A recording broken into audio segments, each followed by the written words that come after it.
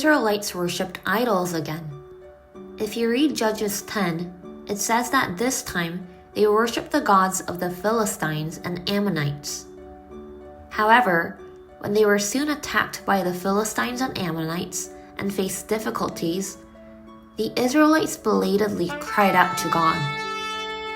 God answered, "Ask the gods of the Philistines and Ammonites, whom you serve, to save you." God said this because the Israelites were so fickle, but he was worried. When the nation of Ammon invaded Israel, the first place to meet them was the region of Gilead. The people of Gilead were in a state of confusion because they could not find a general to lead the war in this crisis. The representatives of Gilead gathered together for a meeting and made one big decision. The person who went out to fight this war and led the battle would be the leader who would rule Gilead even after the war was over. The representatives of Gilead went to find a man named Jephthah, who was known as a great warrior. Jephthah was born to a father named Gilead and a mother who was a prostitute. So the brothers that had a different mother ignored him and drove him out of the land of Israel. So Jephthah left his hometown and wandered around the surrounding countries. However, many people recognized his ability and followed him. The people of Gilead asked Jephthah to become their leader and to lead the war.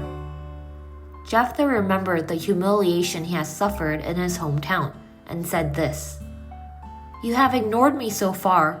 Why do you come to me now and ask for my help?" But eventually, the people begged him earnestly, and he made a promise and decided to lead the war.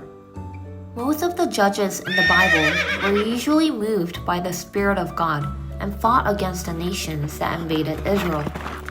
However, Jephthah used a different strategy. First, he sent a messenger to the king of Ammon.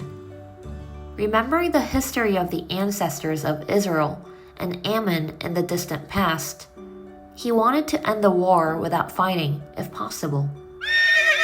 However, the king of Ammon did not listen to Jephthah. Unfortunately, Jephthah's efforts to stop the war were in vain, and Jephthah, with the Spirit of God upon him, invaded the land of Ammon and defeated 20 cities. Ammon, once so proud, surrendered to Jephthah of Gilead, who gave up his dream of invading Israel. Everyone, the story of the Judges seems like a story of victory in war with God's help.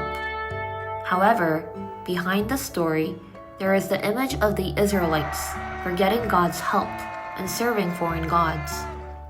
Also, there is God who is heartbroken because of the people's betrayal. And one more thing, I hope we remember that God does not forget the one person who is rejected by the people for various reasons and accomplishes God's work through him or her.